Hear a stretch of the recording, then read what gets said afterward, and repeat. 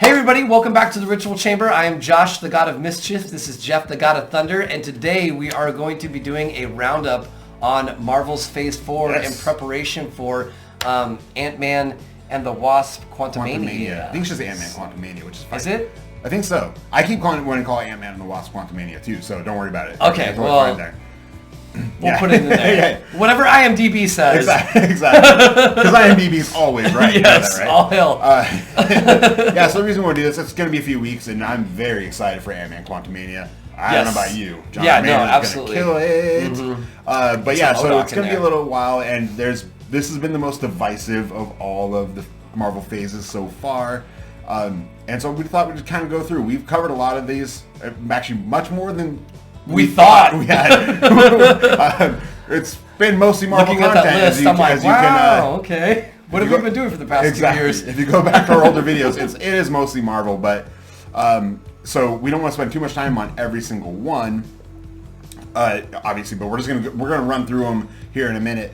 But we just kind of wanted to go through. There are some ones that we didn't get to talk about. We never got around to doing it. That I'd love to just talk about a little bit and keep it in a short form. But also just overall, what were your feelings on Phase 4? Like overall. Overall, my feelings for Phase 4 I thought was like very successful. I actually really enjoyed it. I mean, there was, I think with Phase 4 what they did was they brought in, What If was like a great thing that they brought in. I thought it was such a fantastic thing to bring in, but also, you had a lot of offshoots in this. Miss Marvel, we did Werewolf by Night. Moon Knight I thought was like a very, breath of fresh air to bring in something completely different. So I like to see these characters in the universe that sometimes you do see in the comics that have some sort of impact, actually have an impact in the MCU to some extent. Well, and have newer characters. Exactly, and, not just continuing down the road of the same characters, same plot lines. We got to get some differentiation in here, and I thought it was. And I think that was a big reason why a lot of people kind of got tired of Marvel in the last 2 years during this phase, because too many people were, I think, comparing it to phases 2 and 3. Yes. Instead of remembering that this is really actually, it's not phase 4, it's phase 1.2. Meaning that this is a new beginning to Marvel. After Endgame, you kind of can't keep the stakes the same. So it's kind of like going back to the first phase, which is a little bit more lower stakes in a lot of the movies. Yeah. So in this one, there are a lot more lower stakes. Yeah, there are still the sky beams and the armies of endless drones or whatever here and there. But for the most part, it is kind of back down to the basics of what phase 1 was. And I think that's where like a lot of the divisiveness of this phase comes from. That, and it was, you were just being shoved Marvel down your throat. Yeah, because this one has the most. It damn near is almost equal to all 3 of the first phases. Yes, exactly. I mean, when you look at it on the list, and we have 17 different, platforms, I guess, if you will, where we can films and shows in which to introduce characters and go through this phase 4. I mean, it is exhausting. It is, and it was for a little bit, and exhausting to the point where I'm actually looking at this and I'm actually fairly surprised that we were able to cover most of these. Yeah. Like that seems exhausting looking at the list. I think we covered. There's 17 films in films and shows in Phase 4, and we covered, I want to say 14 or 13 of them. Yeah. Which is pretty impressive. It is impressive. Pretty impressive. It is impressive. I mean, we were on a good. We knew what our brand was. Yeah, we were on a good tear there. I mean, as I said before, what got us starting doing this was talking about Endgame and Infinity War. Yes. Ad nauseum. Yes. Every time we hung out for like months on end. And not only that, but we also did touch on a lot of like DC with especially the Dark Knight trilogy. When Justice League came out, we were touching on things like that as well, which kind of led again to this. But again, that video that no one will ever see. No one will ever. It will be in the archives one day. We have to put it out. But comparatively, comparatively, we'll put it this way. This has 17 films and or movies. Phase 1 had 6 movies, which actually damn near surprised me because I could have sworn it only had 3 or 4. But then I kind of forgot that Incredible Hulk does stand. Iron Man 2 was in Phase 1. And then there were some shorts. You had the something funny happened on the way to New Mexico short with Agent Coulson. There were some little shorts that when they were called the one shots at the time. You had Hail to the King. Phase 2 only had 6 films, and then Agents of Shields and the Netflix shows. So we had Daredevil, Punisher. Which actually, Defenders. Well, I think the Defenders might have come out, and then we had Iron Fist as well. Yeah, let's not talk about that one. That one's bad. But I think though like because they were seasons and they were done like real shows. Yeah. I think those ones kind of. Some of them came out like I think like Iron Fist might have come out in like Phase 3. Okay. But then Phase 3 has 11 films, so Phase 3 was like the biggest at the time, and that's when they started releasing a film every 6 months, or every 3 or 4 months, 3 or 6 months, whatever. I don't know what your mathology is there. Oh yeah. So, with that being said, I want to talk about the theme of this phase for a little bit, just for a second, because again, it is divisive, and I know a lot of people have kind of bounced off because it was just too much Marvel at the time. And we talked about it after our Thor video about like we were tired. I was getting tired. As we get into this, I'm gonna say the title for this movie really should have been Thor: Love and Blunder, because this movie overall just did really not do it for me. I'm gonna be honest. This is the most disappointing MCU film I've seen. Okay. But now that we're actually a few months removed from like the last real like Marvel thing, the last thing we had was the Guardians of the Galaxy Holiday Special, which released mid to early December. Actually, early to mid December. And just a quick side note, though, looking at this now, I mean, do we throw in the Groot shorts as also? No, that also part of? counts. So possibly 18. I mean, who knows? Possibly 18 in there's only like 4 or Phase 5 4. of them, and they're like 15 seconds. But if you're going to count shorts, I'm just saying, No, you know, totally, we're splitting hairs, but anyway. Yeah, I didn't think about that. Yeah. So damn, 18. Jesus. But so I want to talk just a little bit about the identity of this phase. And the big thing about this phase, ironically enough, it's about identity. It's about finding your identity. And because you think about it, the characters, and we'll go through it as we go through the films, or films and shows, each film and show and throughout this entire phase has been about identity. Yeah. No, absolutely. And it's kind of a microcosm of Marvel refinding their own identity after the events of Endgame, because once you do something that epic, the temptation is to go bigger and bigger and bigger and keep going bigger. I think it was smart to go back down. Yeah, it was just calm it down a little bit to kind of rebound and reset and allow for new characters to take place, new developments, new stories to explore. And I agree. But in each of these stories, it's all about someone's identity. Think about WandaVision. It's about her identity and Vision's identity and who they were and who they were to each other and their love and whatnot. Falcon and Winter Soldier, very easy one. You have the Falcon not thinking he can live up to Steve's stature and his legacy. It's about his identity as the new Captain America. I mean, not going to go through everyone. You have Shang-Chi, which is literally about a guy in hiding trying to hide his identity, then having to accept his identity. And then you have Moon Knight exploring multiple identities, you know? And also coming to terms with those multiple identities and making peace with each of them. So I mean, it's right there, and it's so funny because so many people have kind of said this phase has been boring or lacking of any direction. That's not the case at all. It's would completely agree it's with called you. fucking story building, man. Yes, absolutely. And Kevin Feige, all hell Feige. We're not worthy. We're not worthy. I'll agree with that one. You should have said it. Like, I mean, I know, but come on, I was making a reference for you. I know. But yeah, so it's once you realize that and like actually kind of go back and like take that in, go into it with that in mind, it's not listless. It's not meaningless. It's no. There is a point, and as we move into phase 5, I feel like that's going to continue up until we get to Kang Dynasty and Secret Wars. And that's a good way to put it, because realistically, coming into phase 5, and this is not to be clever, but you do need to look at phase 4 as a macro scale, not a micro scale. See what I did there?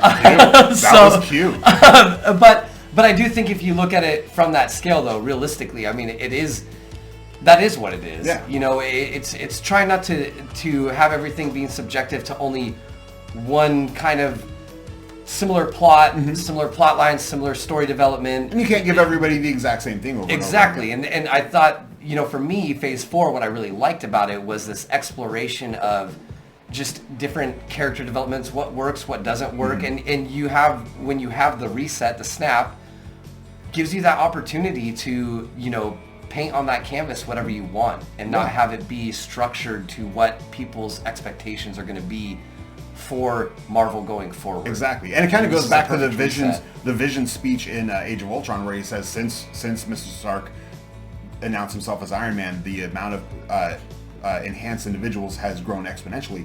Well, now, like after the snap, it's going to grow exponentially and exponentially.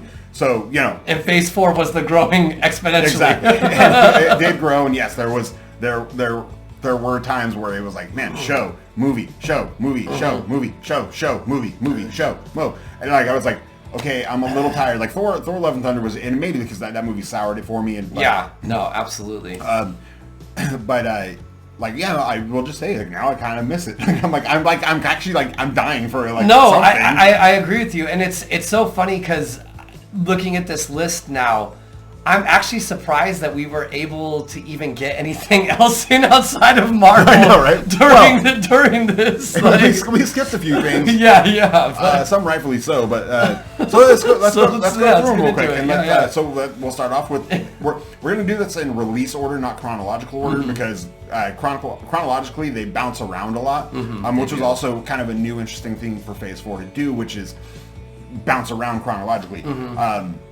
There's an argument to be made that Incredible Hulk takes place before Iron Man, even though it was released after.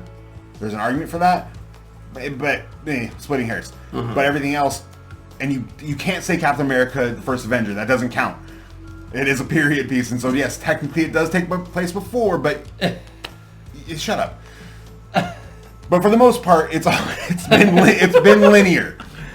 So let's get into WandaVision. We're not going to spend too much time on this because we do have like about an hour-long video up on YouTube. So go ahead and watch that one. That was long before we had edited down our processes. Yes. And it was very kind of freeform and long. But I will just say this, and we'll keep it really short. But I'll say this: it's my number one of all of Phase 4. It's the one I can rewatch because it's just so much fun. Yeah, and I definitely think like the stylization and the approach to it is what really landed this for me. I'm not going to say that it's my number one, but it is, I think out of all these, probably the most rewatchable. Yeah, and all the period pieces and the way they shot it in period, that's really, really cool. Like with the lighting. As a film nerd, that's really fucking cool. Next, we'll go to Falcon and Winter Soldier. We also did a very long video about that one. So Falcon and the Winter Soldier, I enjoyed, especially coming off of WandaVision again because of the action. I think it was kind of nice to. You're getting back to that. Yeah, getting back to that Marvel feel. But with I think a lot of the Captain America the pieces that they do in the MCU. It focuses really heavy on the espionage, but I don't feel like they've completely figured out how to land that yet. No, you're not wrong at all. You're totally right. Because it's still superheroes, so it's like, how do you have espionage? It's not you can't have the Bourne Identity or like you know what I mean. So where there's some super the only one that kind of nails that is Winter Soldier, but anyway, so I loved it. I remember loving it. But I have yet to go back to it. I think I've gone back to it once, mainly for the Baron Zemo dance, and that was fun. And I love Daniel Bruhl. I love Sebastian great. Stan. I love Anthony Mackie, and I love the girl who plays Sharon Carter, whose name escapes me right now, Emily Van Camp. So I do love that, and it is really, really good. It's just it kind of, again, it's not a lot of these other shows that we're going to go through, at least on the show level. are more fun. They're more rewatchable. That one's like, it's like, that's an endurance test of like, Yeah. I want to go through this. Yeah, but and as you said with the cast, I mean, this is a very fun cast, and you could tell that everybody that participated in the show really enjoyed it. Yeah. Because their on-screen chemistry is fantastic. Wonderful. So everyone really, as we go through. But this one in particular, I mean, that was the one thing that I did really enjoy about this. Yeah. And speaking of on-screen chemistry, we got Loki. Yeah. So Loki. Owen Wilson and Tom Hiddleston. Bringing the buddy cop energy. Yeah, and this one too. I mean, you know, I really enjoyed this. I think my one gripe with it, my number 2 of Phase 4, by the way, revisiting it is there was a lot of CGI. Like with the world building, there was a lot of CGI, and I get it that it's necessary. But sometimes I do like to see like real world scenarios. I will say one thing. It's not a real world. It's sort of like I know, but it doesn't. I got you know, you could fake the moon landing. You could fake a different planet. Yeah, gotcha. But the one thing that I will say about this is that I did really like, obviously, you know, Tom Hiddleston and Owen Wilson's chemistry, and this was good cop, bad And of cop. course, introducing Jonathan Majors and giving us our first shot of Immortus, He Who Remains, which I called, and I'm still going to hold that little medal on my breast here. And how amazing that season finale was because of literally like how it was a low-key, little simple character-driven conversation instead of big fight, big blow up, you know, but thing go boom, type of thing. And also just the implications of it going forward, you know. And then implications. Speaking of no implications, Black Widow. Yeah, I mean, also to mention Loki and Black Widow, we also have videos up with our full feel, our full takes. And with Black Widow, I mean, technically this shouldn't even be a Phase 4. It shouldn't be, but it is because so we're just counting it. Because of obviously COVID and how many times it was pushed back on the release. Well, not to mention it takes place before something in Phase 3. And this one, just out of all Phase 4, this was my least favorite. I just really... above Thor, Love and Blunder? Oh, shit! I forgot. We need to get there. Okay, correct. But... You know, Black Widow it just didn't do much for me. It really didn't. Espionage heavy. I totally get that. I still loved it. I love Scarlett Johansson. I love Florence Pugh. I love Florence Pugh. I love that's what David Harbour says. It does. David Harbour. Harbour. Yeah. David Harbour. And then was it? I can't remember who played the older widow. Not older, but the mother widow. I can't remember who played her, but I can't remember her name actually. But I think it's a lot of fun.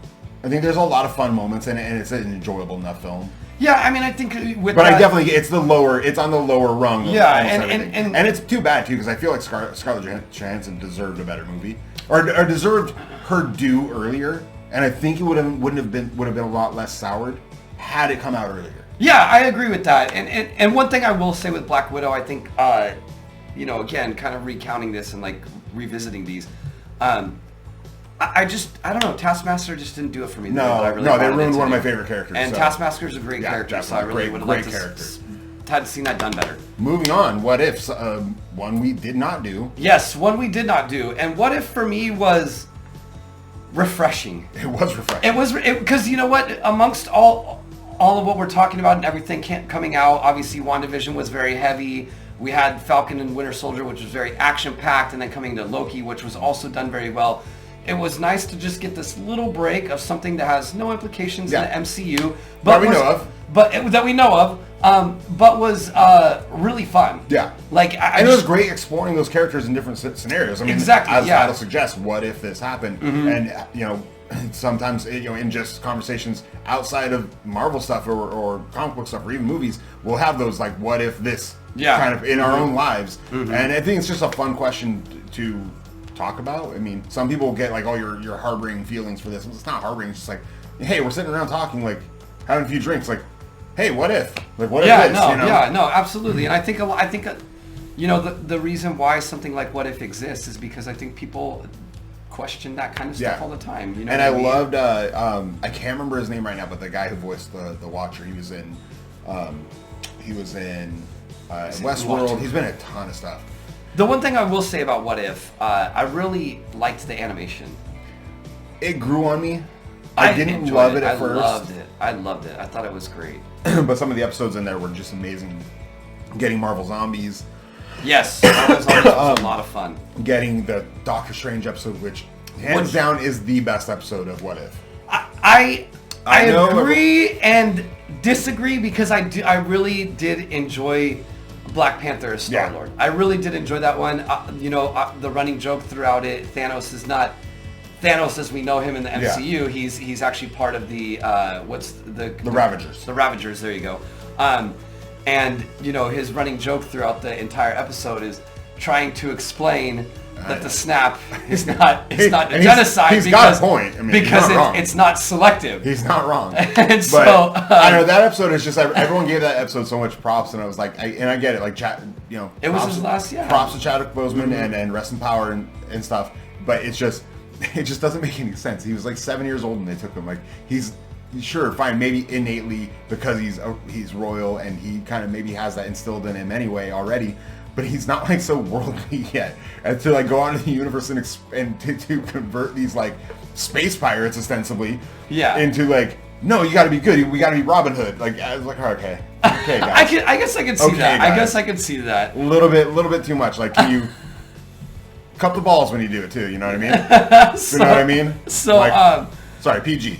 Moving on, Shang-Chi. We got Shang-Chi, we did do a video and we did do a video on Shang-Chi, and Shang-Chi to me was really fun. It's a lot of fun. I had a lot of fun, and the one thing, obviously that we do talk about in our video, and I will reiterate this here, I mean, the fight sequences in this movie were fantastic. I mean, they were absolutely just nothing like the MCU has ever done. Yeah.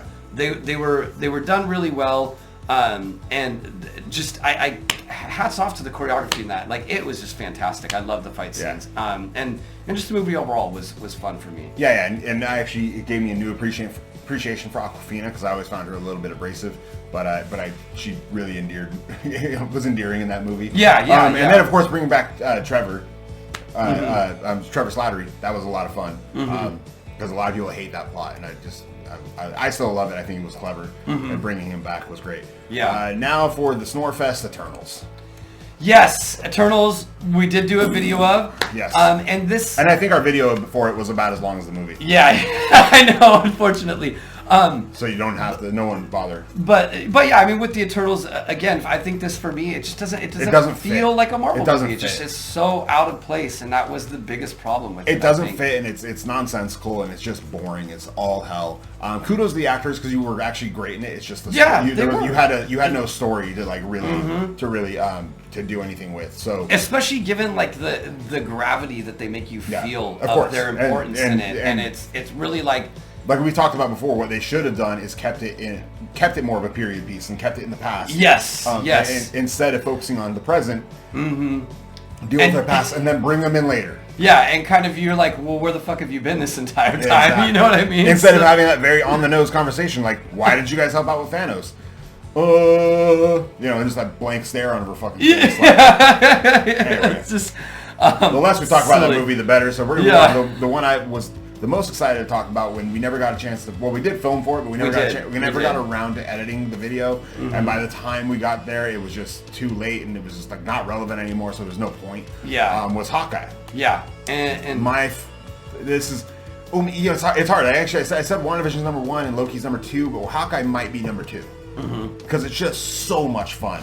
It's such a fun Haley Steinfeld and I love Jeremy Renner as Clint Barton, and I will tell everyone this till the day I die that when he pulled out that bow and arrow in Thor, I had fan casted in my own brain Jeremy Renner as Clint Barton, and I got so excited and I was like, I made it happen. I whiteboarded that shit. Yeah. And I hope speedy recovery, sir. Speedy recovery, absolutely. We love you here at Two Guys From Nowhere. We do. We Incorporated. absolutely do. Yes. But did that just happen? Did you go actually get incorporated somewhere? Okay. Sure. It's in an envelope under my bed. Yeah. Well, I mean, it's post-dated. As your business partner, I would like to know going forward.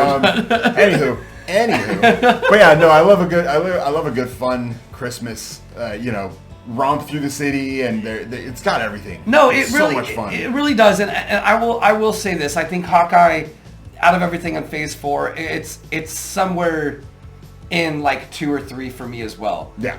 Because it is very feel good. Mm-hmm. It's like a little bit of Die Hard-esque, Yeah. and then you have this really like feel good aspects to it. Like one of my favorite scenes is when they're, obviously in that apartment and they're making margaritas and watching Christmas movies. Like I love it. And featuring the coin The coin flip, yeah, like and the LARPing and LARPing bringing in the LARPers, like there's just so much fun in it. And then the best part about it was at that point we knew obviously that Netflix's Daredevil was going to be returning. At that point, I don't know if we knew that yet. Well, we were able to make the assumption, obviously, because Vincent D'Onofrio came back as William Fisk, Kingpin, and that was a great battle, and that was a great surprise. Great surprise, and especially, and I think it's an easy way to play it into where that maybe still even put the Daredevil and maybe Punisher show back into the MCU. Yes, those are still that keep those canon because you can easily explain where Wilson Fisk has been. The way Daredevil ends. Wilson Fisk. I said William. Yeah.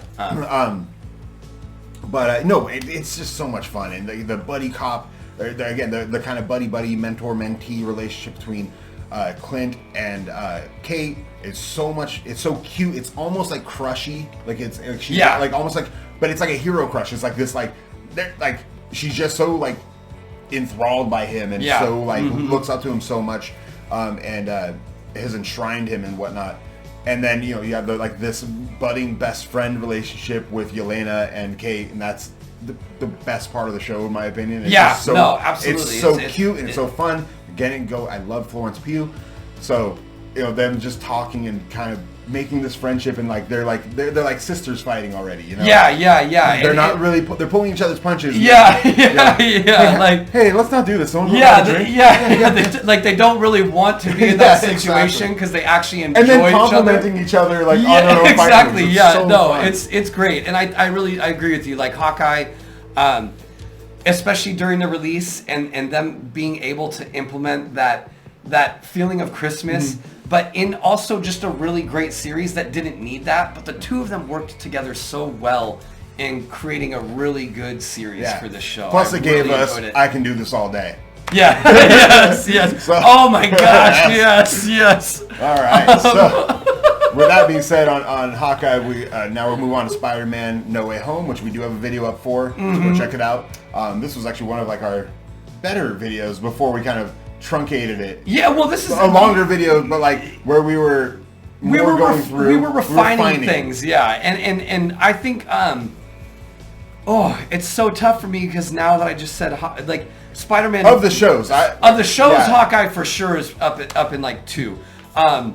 Spider-Man: No Way Home, I think was the best thing to come out of Phase 4 in my opinion. I mean, this movie was fantastic. Tom Holland is just so fantastic, and then bringing back Tobey Maguire and Andrew Garfield, and just that whole interaction, and it was just so well done. It just is a masterpiece. I know. And you'll get my full take on that in our video. Go ahead and watch it because I did not want them at all. That rumor had gone around. Yes, no, I don't want this. I don't want it. I don't need it. But when that moment hits, I'm just from that moment on, I'm just it just was fantastic. I mean, the dialogue. I'm like a schoolgirl, just yes, please. I'm so there for it. And it's just fucking flawless. Flawless. And I think it's hard to fuck up a Spider-Man movie, to be honest. But I don't know. But Spider-Man 3. And Amazing Spider-Man 1 and 2. I thought they were pretty good. I enjoyed them. I like Andrew Garfield. It's just the movies are not great. But that being said, I mean, the way that these movies have come out, the Tom Holland movies, have just been it's a masterclass in how you can bring that to the screen. It's just been so fantastic. Including Civil War and everything. So we'll move on to what was my favorite series in Phase 4, which was Moon Knight. I really liked Moon Knight. Another one we did not cover. Never got around to it. I don't think we ever discussed it. No, we didn't really. And which sucks. I think we were both like into it. Like, we were. This wasn't one of the ones where like you didn't get to until later. No, this is one that we were watching when it came out. We just never got around to it. I think there were a couple other things that we were probably maybe in the middle of doing or something. On the cusp of doing during this, but Moon Knight to me was my favorite. It's really freaking good. I absolutely loved it. I love Oscar Isaac. I think he's such a fantastic actor, and his Ethan ability. Hawke was great too. Ethan Hawke, yeah, absolutely fantastic as well. I think Oscar Isaac's ability to play the duality of the two of his multiple personalities. To play the DID and it was done very well, and just the exploration of something different in the MCU. Like, this tackled a very difficult subject, and it tackled it with, I felt it was graceful. Yeah. And it was done well in the portrayal. It was gracefully handled.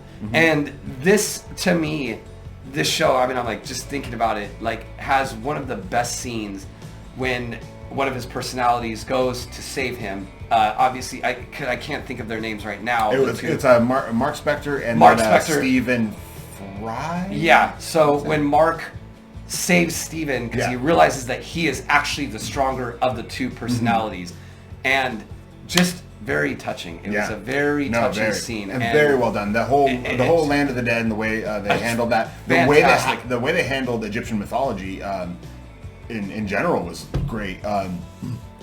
He like tried, fun little fact is Oscar Isaac actually like he tried to stay in character as Steven, so he would film Mark's scenes on days he was filming Steven's scenes. Oh, really? He would film them opposite days? Yeah, and then until like finally he got started getting comfortable, and then he could start switching back and forth. In fact, I think there's one scene where he's talking into a mirror to Steven as Mark, and the camera is doing a one take, which means there's no cuts. And he actually did it. He just switched back and forth. Oh, really?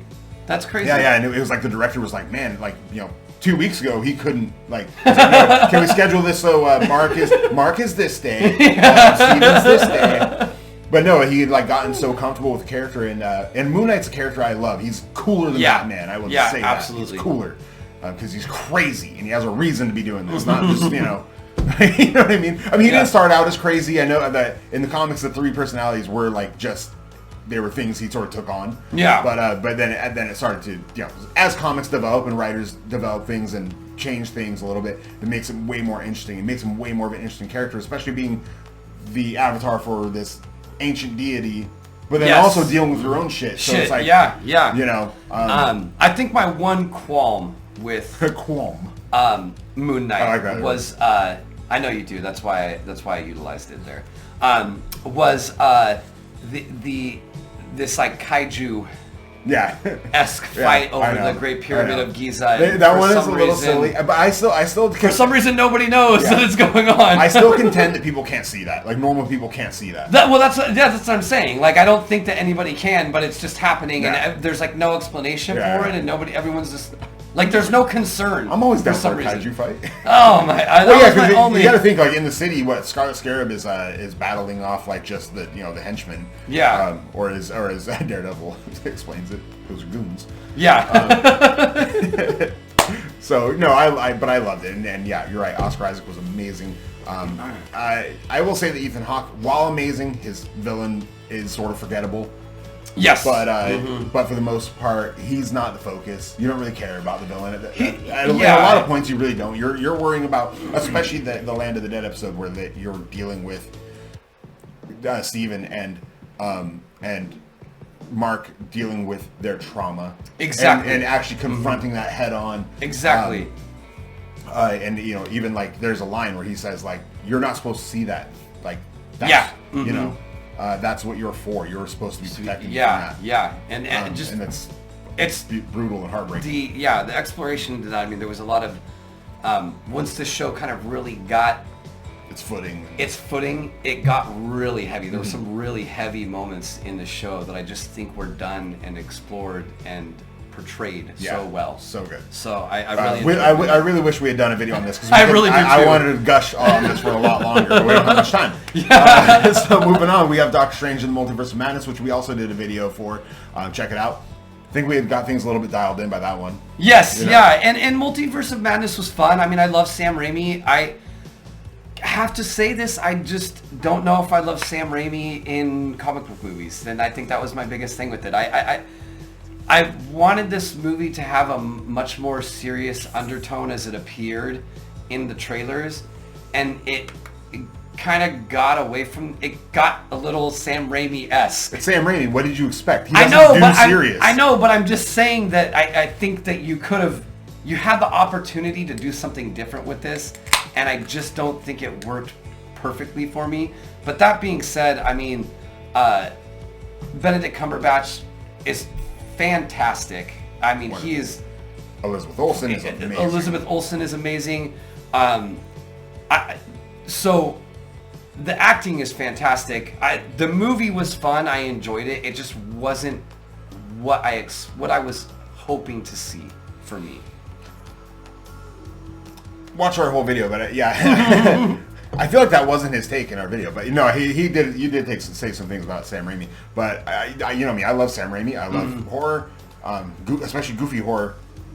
And that's what this was. This was Marvel's first horror movie, and I was there for it, and especially that John Krasinski cameo. Oh, I mean that was so and Patrick fun. Stewart cameo. Yeah, and that was really fun. And the guy playing Black Bolt in actual Black Bolt costume. That was a lot of fun, and I really loved it. I love what they did with Wanda after the events of WandaVision, and loving that show so much, and then taking her to this and like make her a villain. Like that's a bold move. Yeah, it was very bold for sure.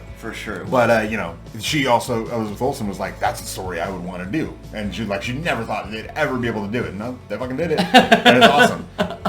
So now another one we didn't get to was Miss Marvel. Yeah, mainly because as much as we loved, as much as I liked it, I didn't love it. So I'm with you on that. I don't know necessarily that this was like worthy of a full episode. But that being said, it was really fun. I did like the stylization of like kind of like the texting and how that was the coolest part of it to me. Was displayed on there. I also felt that it was trying not to, but I also liked that just it was something different. Yeah. And again, like as we're coming into all these, it was kind of nice. It almost seemed like they perfectly aligned these things to come in with something refreshing, not too heavy. Yeah. You know what I mean? It was a lot of fun. I just thought for the first few episodes that were a lot of fun, and I fell in love with the girl who plays. She's Kamala. fantastic. She's fantastic. I fell in love with her. Kamala She's Khan. adorable. Yeah, absolutely. And so much fun to watch. Yeah. It just I thought that the series started to sort of meander and sort of kind of get. I don't want to say lose its sense, but like.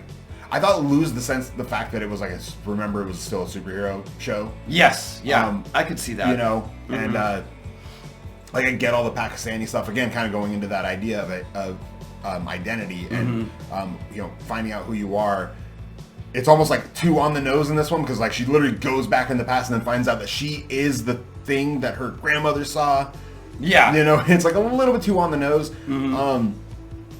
But you know. I have rewatched it a couple times, and I think it's cute and fun. It just sort of it starts to get a little bit sort of meandering and sort of like doesn't kind of know its own identity. Yeah, and I kind of think what's funny is like again, like I said, the theme of this entire phase is about finding your identity. Yeah, and I think about this is like Spider-Man without the heaviness of Spider-Man. Is really what this is. Yeah. And so I do think.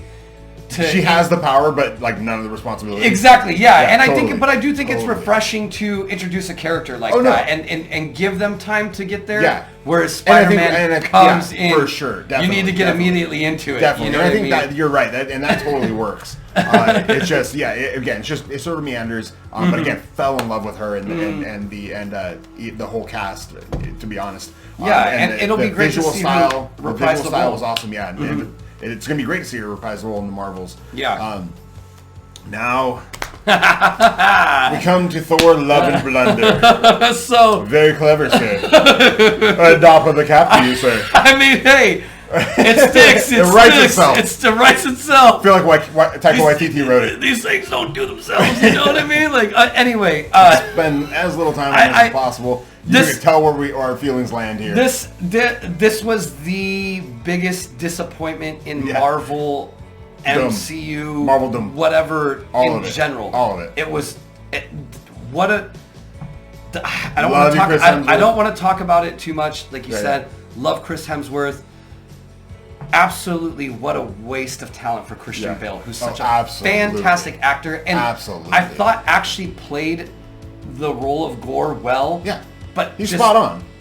Fucking Yeah, spot on. He's spot on. It's just the story was garbage. awful, just awful. And Taika Waititi, I love what we do in the shadows. I love a lot of your other stuff, but I thank you for departing Yeah, yourself thank you. from Thank the you. MCU. Sorry to say that. We're just going to mention this one real quick. This is I Am Groot. Yeah. It's I Am Groot. It's fun. It's fun 5-minute shorts. Yeah. What's left to say? Yeah. So moving on. The biggest surprise: She-Hulk, Attorney at Law, which you were not excited about, and even I wasn't. I was kind of like, I don't know, man. Like, Well, you had a lot of issues with the CGI. well, because everyone did. I mean, because it was rough. Initially it was rough. Like, I can forgive it. Like, I'm fine with that. Like, you know what, dude? They're doing what they can. They're doing the best they can. Like, every single movie is like, there's 8 billion VFX shots in this one 2-second long, clip, and it's like, rad, dude. Like, but it took 70 people to like do it, working 30-hour days. Like that's how the fucking VFX industry is right now, and it sucks. It sucks. They're handcuffed to the chair. Totally. ankle cuffed. Yeah, ankle cuff. You gotta, you got your hands. Well, but you could still put a handcuff around an ankle. True.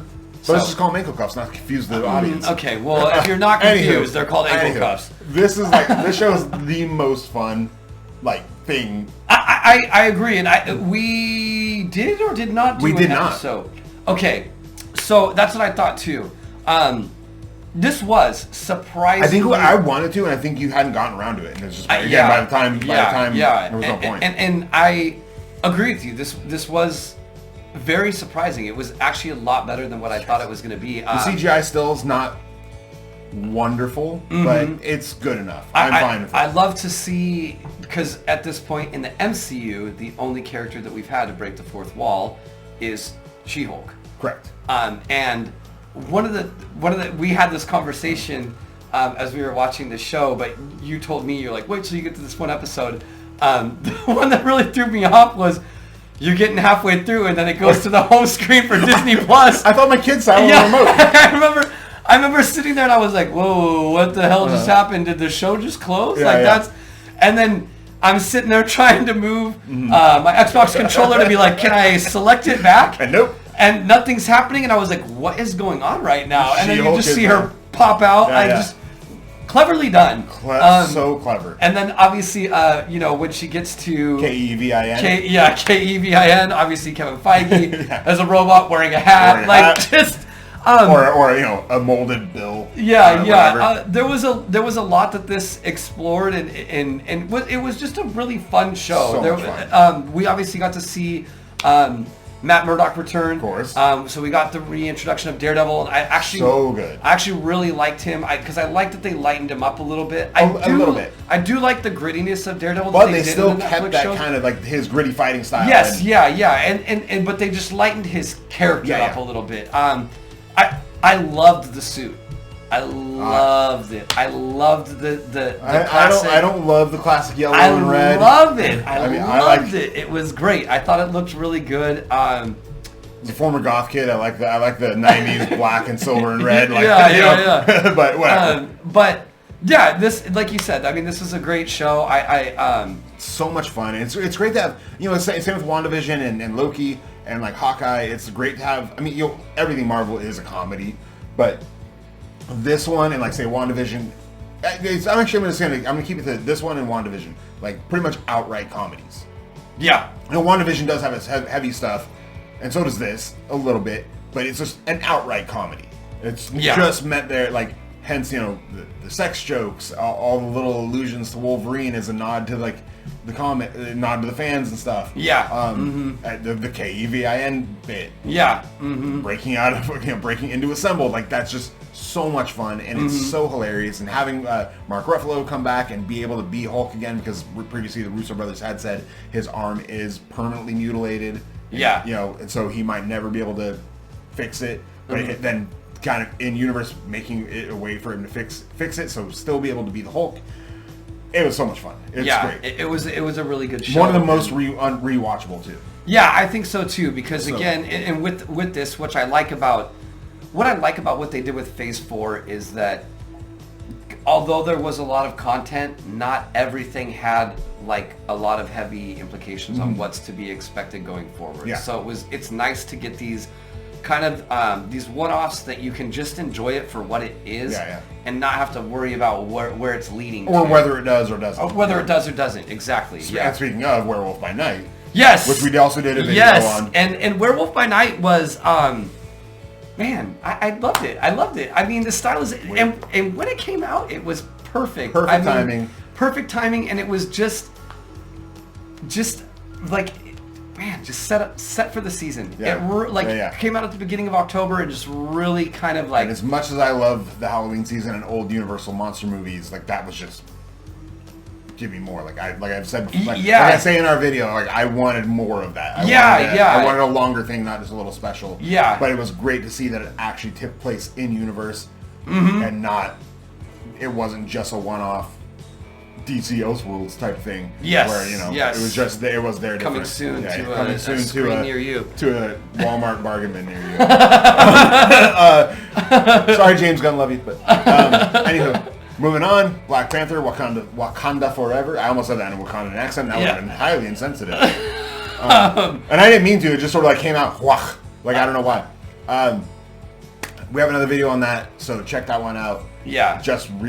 Now just released on Disney Plus, and I just watched it again. Yeah, and so good.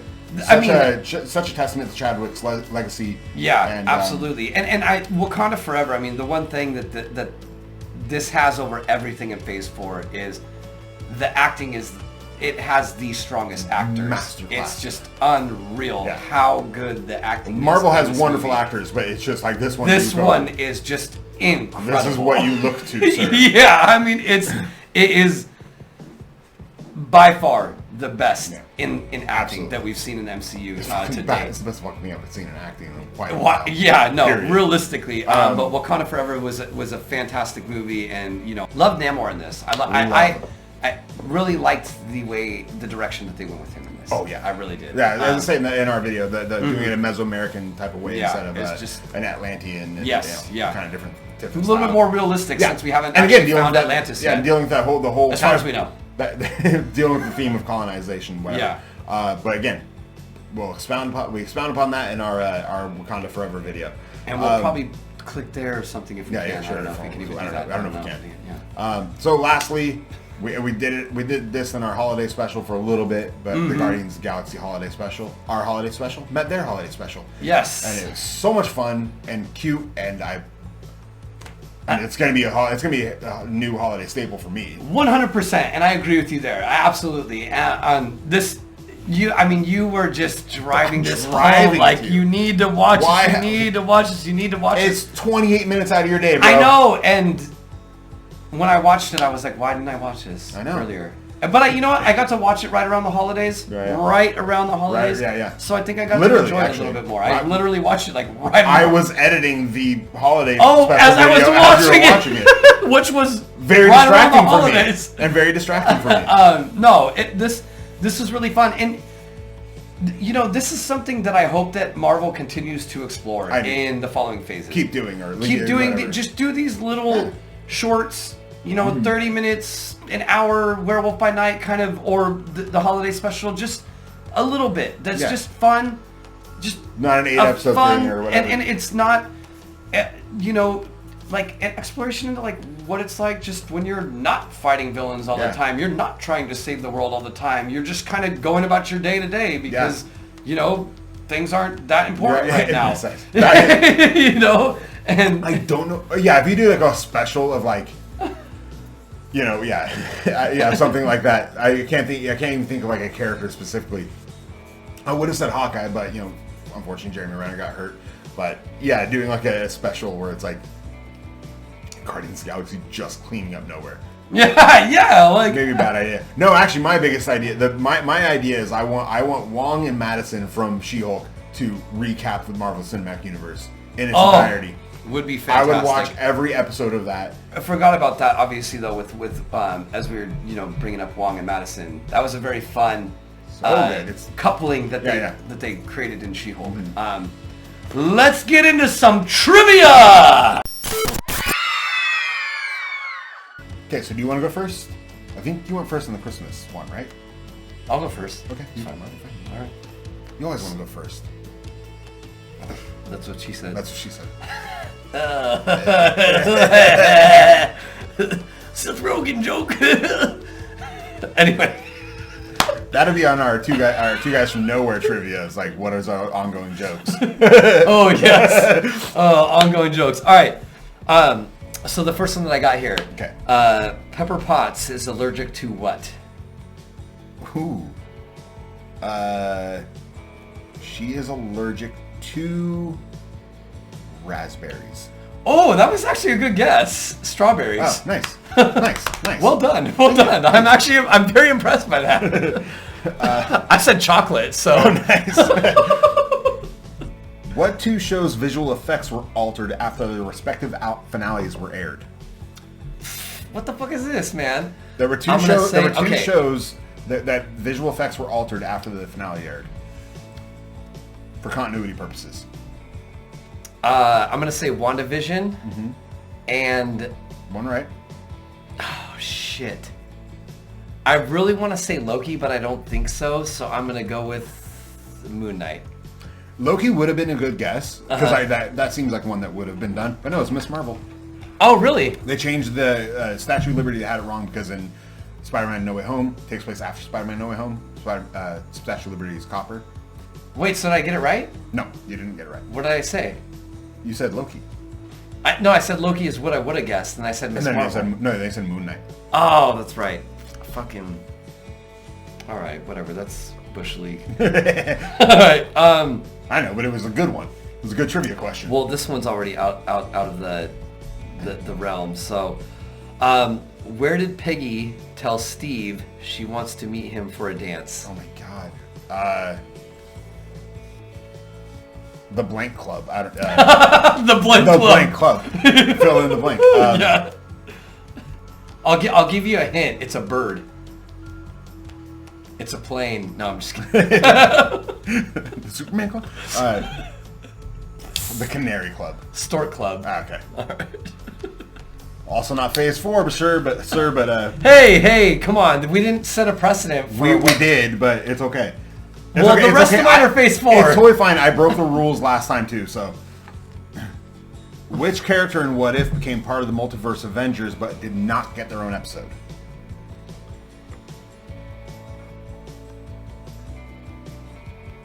Peggy Carter?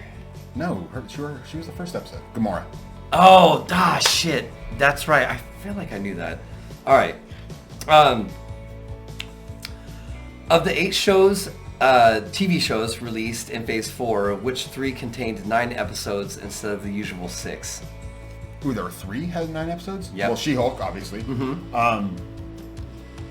We just touched on that. She-Hulk, Falcon and Winter Soldier, and Hawkeye. Samsonite. I was way off. WandaVision, What If, and She-Hulk. WandaVision, 9 episodes? Yeah. Jeez. Oh, fuck yeah, it did. Damn it. In WandaVision, what was Wanda's favorite childhood television show? Dick Van Dyke Show. Good job, sir. All right. We are 1-0. All right. What was the karaoke song they sang at the end of Shang-Chi? Hotel California, baby. All right. 1-1. In the Eternals, what was the name of the celestial being born from Earth's core? Tiamat. Good job, sir. I thought I'd get you with that one. Okay. In Moon Knight, the Council of Gods meets with shit. It's the Pyramid of Giza. Okay. Yeah. Okay. All right, 2-2. Sorry, it was I didn't fully flesh out the question because I thought I was going to be able to. It happens. What is the number designation of the universe where the Illuminati come from in Doctor Strange? 838. Good fucking job. This is going to be a problem because I feel like we might have a lot of the same questions. Okay. Kamala Khan runs a YouTube channel called what? Damn it, I almost used that one too. Cosmic Wonderings or something like that? Sloth Baby Productions, Oh, man. was it? Damn, I would have gotten that one wrong. I mean, I did get that one wrong, but... He Who Remains claims to have been dubbed by many names by many people other than He Who Remains. What are the other two names he mentions? Immortus and... Fuck, that's all I got. Nope. Conqueror, a jerk. Okay. So, this is the last one that I have. Namor's name means what? The Serpent Feathered God. Nope. It's without love. Oh. Is that all you had? That's all I had. Damn it. Oh, because I used a couple? I used like 3 of them. Okay. Fine, screw it. When Madison and Wong are watching TV and discussing alcoholic beverages, what show are they watching? Breaking Bad? Nope. This Is Us. Ah, damn it. All right, so we'll call it even on this. We're gonna call it even. Call it even on this round of trivia. Those were good Those questions, were good. though. I I actually, I'm surprised that we came up with that many good questions out of this. All right, well then, we're gonna conclude here. With that being said, we hope that you really enjoyed this video. Please make sure to like, subscribe, and comment. And with that being said, we're gonna check out from the Ritual Chamber. We hope you all have a good night or day. Bye-bye.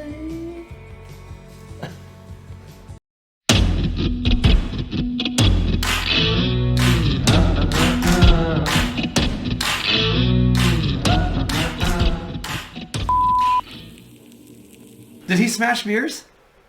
He might have. Who knows? I don't remember Hacksaw Jim Duggan very well.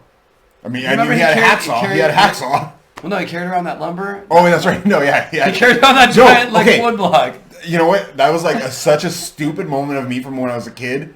I literally always thought that's what a hacksaw was. Like when I was a kid, that was stupid. It was like a 2x4. Yeah, it was. It was. It was like a 2x4. Not though, because it was longer. Correct.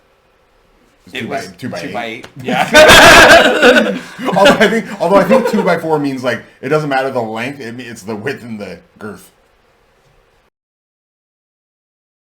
Loose it like you want to leave by 8, and then like, you know, That's an hour. I know. I'm just beer, saying. crush it on your head, and let's go. Hey everybody, welcome back to the Ritual Chamber. I am Josh, the God of Mischief. This is Jeff the Good. All right. 3.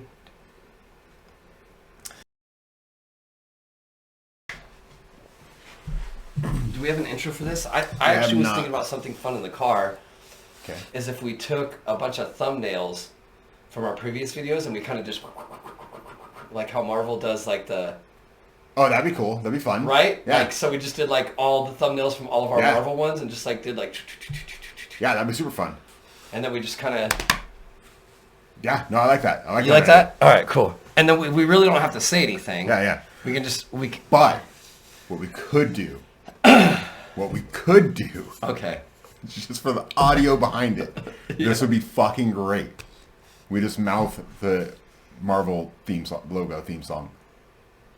Do. We have to look it up because I don't remember. Okay, I'm down with that. Well, let's look it up then. Okay, look it up. But sure enough, I mean, the fucking internet has everything. Dun dun dun dun dun dun dun dun dun dun dun dun. Dun dun dun